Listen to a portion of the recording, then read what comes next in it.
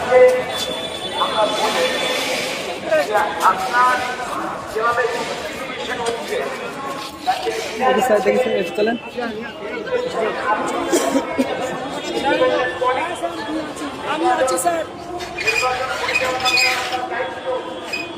যাই হোক একটা কথা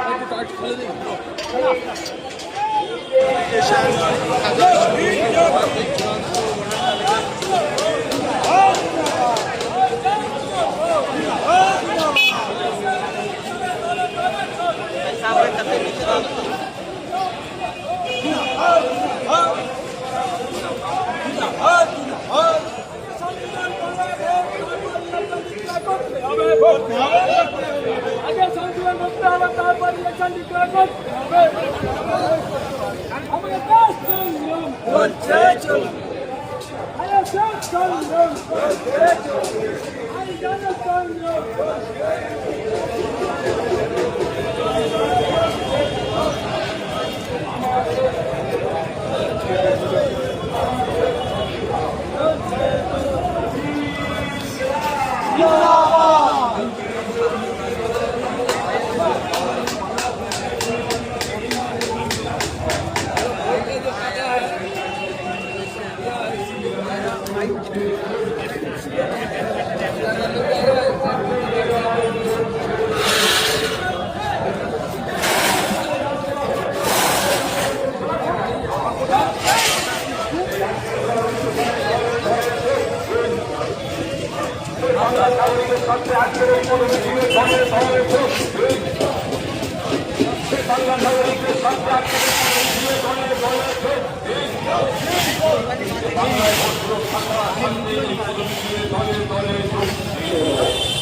আমরা চারটে আজকে দাবি রেখেছিলাম।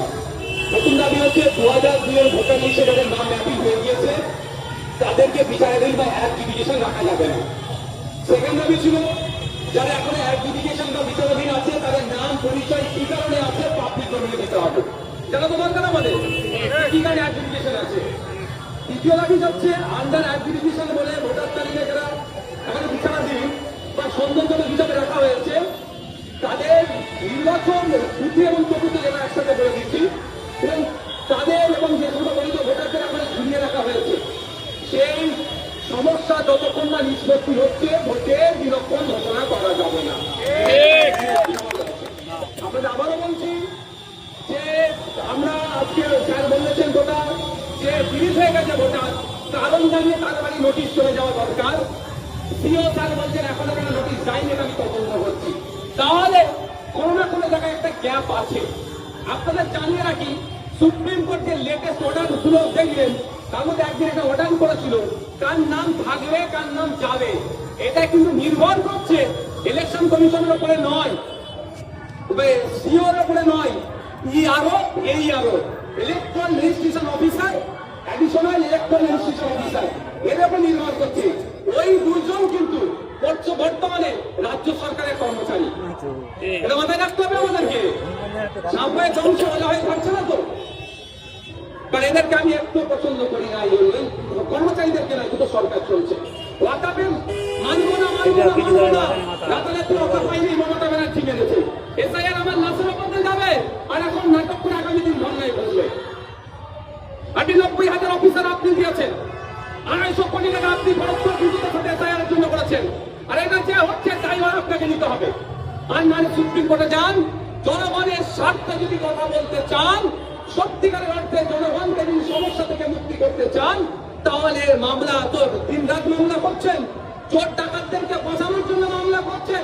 বাংলার 60 লক্ষ মানুষ শুধু নয় 3 থেকে 4 কোটি মানুষের জন্য সাফাই হচ্ছে। কারণ আমার বাড়িতে যদি একজনকে অ্যাডজুডিকেশন থাকে পুরো ফ্যামিলি চিন্তিত আছে। ওই 60 লক্ষ ইন্টু 4 করে দেখি 440 240 লক্ষ মানুষ আজকে আতঙ্কিত আছে।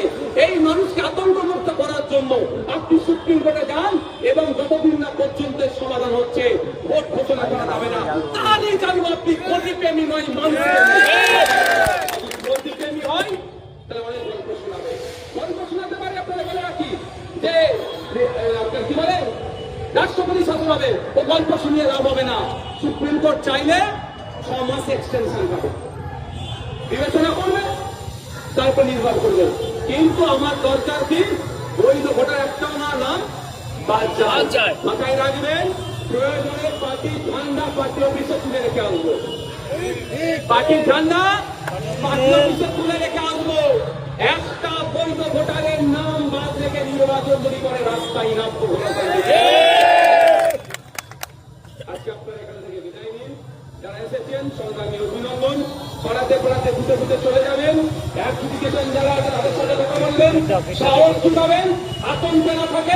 আপনাদের কাছে কেউ থাকুন নাই থাকুন, আইএসএফ থাকলে এটা আপনারা তাদেরকে জানাবেন।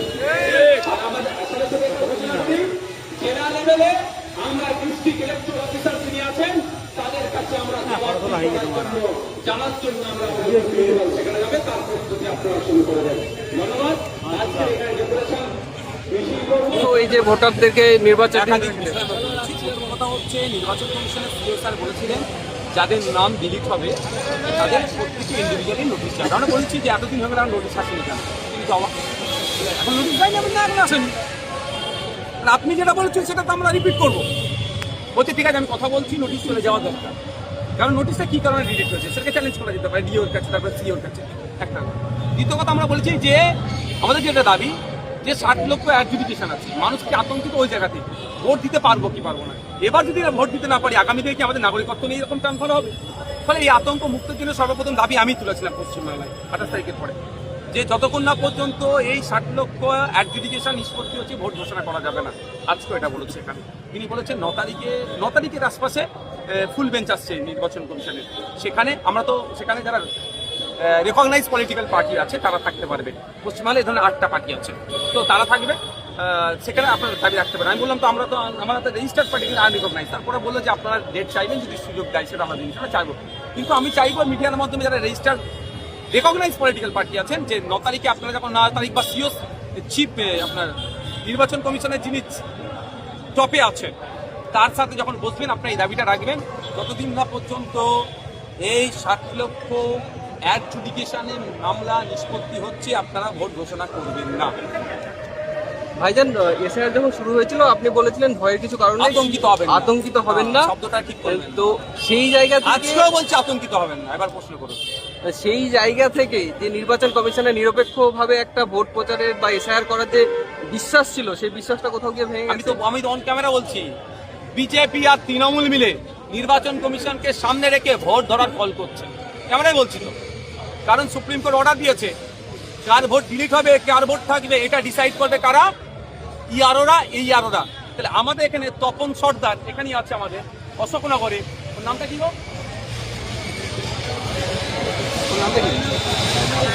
জয়নাল খান, ভোটটা থাকবে কি ডিলিট হবে এটা অন্য কারো হাতে ক্ষমতা দেয়নি, ক্ষমতা দিয়েছে কার হাতে, ইয়ারোর কাছে। এই ইয়ারো কোন কার কর্মচারী, রাজ্য সরকারের কর্মচারী। সুতরাং কোনো না কোনো জায়গায় আমি দেখতে পাচ্ছি এই দুই দল মিলে 2021-এর মতো নির্বাচনী বৈতরণী পার করার জন্য এবারে এসআইআরকে এই মূল অস্ত্র করবে। এবং মুর্শিদাবাদকে আমরা বারবার দেখছি বিভিন্নভাবে টার্গেট করা হচ্ছে। এই লিস্টের ক্ষেত্রেও মুর্শিদাবাদের অনেক ভোটারদেরকে বিচারাধীন অবস্থায় রেখে দেওয়া হয়েছে, এটাও কি টার্গেটের অংশ? দিনাজপুর, উত্তর 24 পরগনা, দক্ষিণ 24 পরগনা, ইচ্ছা করে আমি মনে করছি ইচ্ছা করে এগুলো করা হচ্ছে। সেই জন্যই তো আমাদের দাবি এটা, ভোট ঘোষণা আগে সমাধান পরে ভোট। এই দাবিটা আগে সমাধান পরে ভোট। গণতন্ত্রের উৎসব উদযাপন করবেন আপনি, আমি বাকি থাকবো, এটা হবে না। আমি গণতন্ত্রের উৎসব উদযাপন করবো, আপনি উদযাপন করতে পারবেন, এটা হতে পারে না। সুতরাং গণতন্ত্রের উৎসব আপনি আমি একসাথে উদযাপন করবো, তপনও করবে, জয়নালও করবে।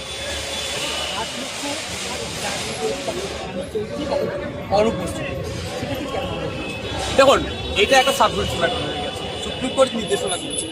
এই ইতিপূর্বে লজিক্যাল ডিসক্রিপেন্সির সময় তারা সমস্ত ডকুমেন্টস জমা করেছে, সেইটা ভেরিফাই করার জন্য এখন জাজিসরা হয়তো জানি না আগামী দিনে এটা হতে পারে। আপনার প্রশ্ন তো আমি বলছি হয়তো আবার ফিজিক্যাল অ্যাপিয়ার হতে করবে, এটা বলতে পারছি না। সব প্রশ্ন আগামী দিনে হয়তো ফিজিক্যাল অ্যাপিয়ার হতে পারে, করতে পারে।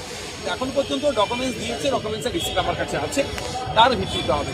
আর আর্টিকেল 326 কেউ কেড়ে নিতে পারবে না। আমরা চূড়ান্ত তালিকা প্রকাশ করে একদম বিচার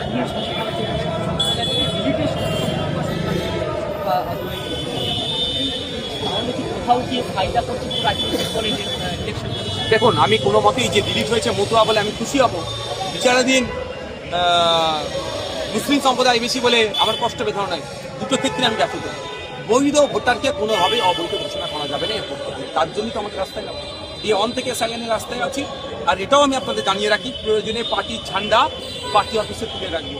মানুষের স্বার্থে, সে দলিত হতে পারে, আদিবাসী হতে পারে, হিন্দু হতে পারে, মুসলিম হতে পারে, মুসলমান হতে পারে, মানুষের স্বার্থে প্রয়োজনে পার্টির ঝান্ডা তুলে দিয়ে জাতীয় পতাকা হাতে নিয়ে রাস্তায় যাবো।